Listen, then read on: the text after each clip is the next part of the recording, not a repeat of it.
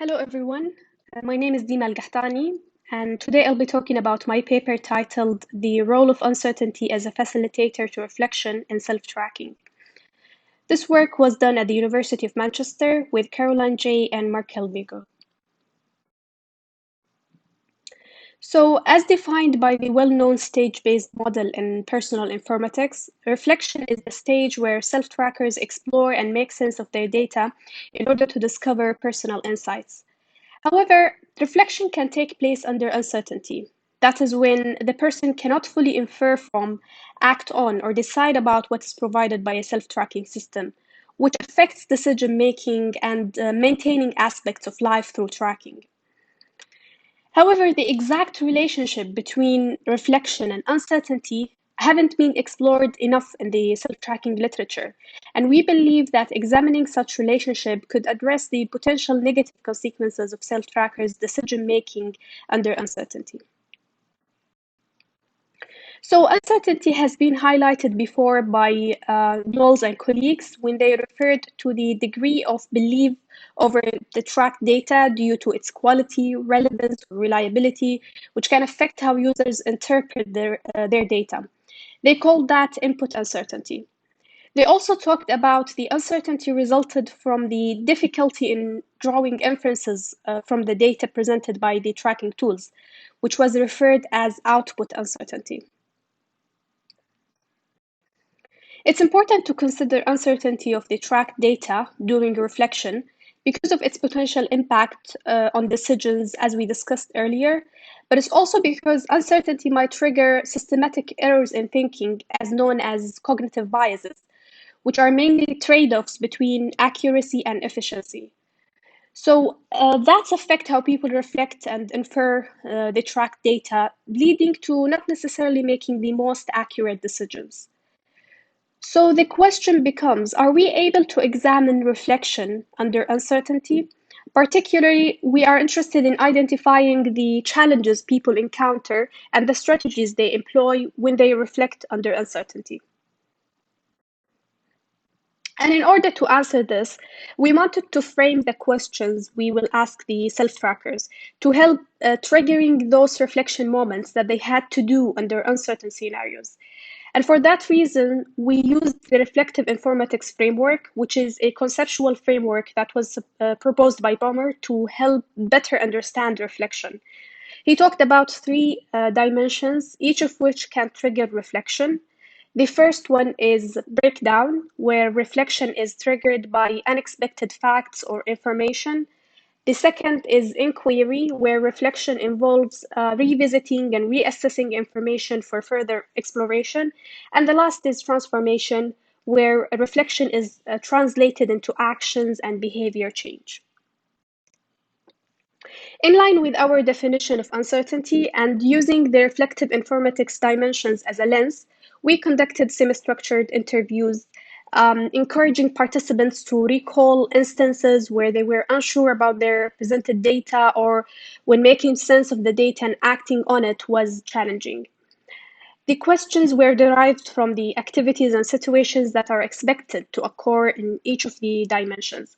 So on breakdown, we wanted to see how participants reflected when they encountered unexpected findings or have speculated the data. And on inquiry, we wanted to examine how uncertainty affected reflection when data are misleading or incomplete, or when they try to identify relationships in the data. And finally, on transformation, we wanted to see how they translated their learning and what kind of actions they took.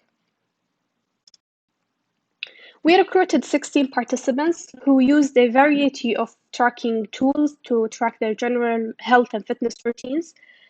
They had an average of 27 months of self-tracking experience, and most of them tracked their data to facilitate a healthy lifestyle. The study was approved by the University of Manchester Research Ethics Committee. And we analyzed the data using thematic analysis, and we used open coding.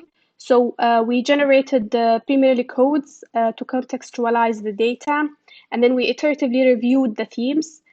Then an independent researcher tested the reliability of the coding, and the results, as you see, show a near full agreement. So, on the results, there were two main themes identified: uncertainty as a barrier to reflection, and uncertainty as a facilitator to reflection. And each theme has multiple subthemes.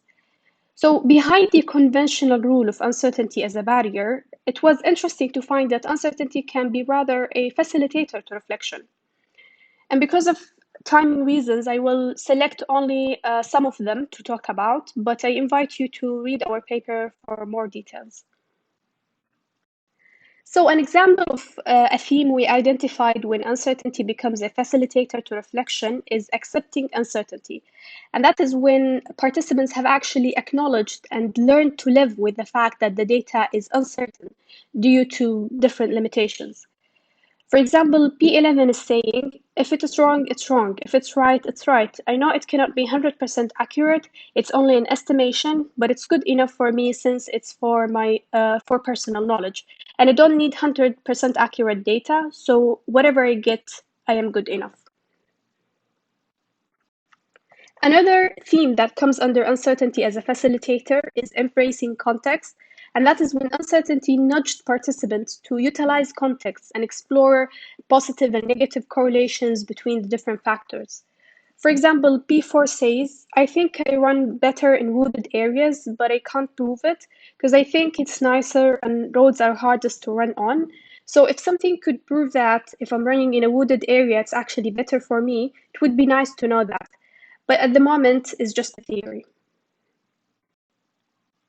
One more theme that shows how uncertainty can facilitate reflection is reconstruction, which is when participants reflected on the meaning of their tracking results, especially when these results did not meet their expectations. So, in order to fill this gap, they tried to remember the activities that led to these results, demonstrating an adaptive reflection strategy. For example, P2 says, I realized what I did today. I spent all my day out and I figured out I stopped a lot in my way. So I went to a coffee shop, spent time there. So I spent a lot of time out, but I was not very active. Then we tried to map our findings to the three dimensions of reflective informatics by relating the themes to the dimension which the reflection takes place, taking into account the timing of reflection. So again, because of time, I will just select one example of such mapping. So in the inquiry stage, users aim to acquire further knowledge by implicitly testing their own hypotheses. They add further contextual factors to their reflection, and they reconstruct their data and activities while recognizing the limitations of their self-tracking ecosystem. However, the acquisition of further knowledge on the inquiry stage is not exempt from uncertainty being a barrier. That is when there is reduced meaning in the data, which might be mitigated by adaptive strategies such as social call for reflection or using multiple tracking mechanisms.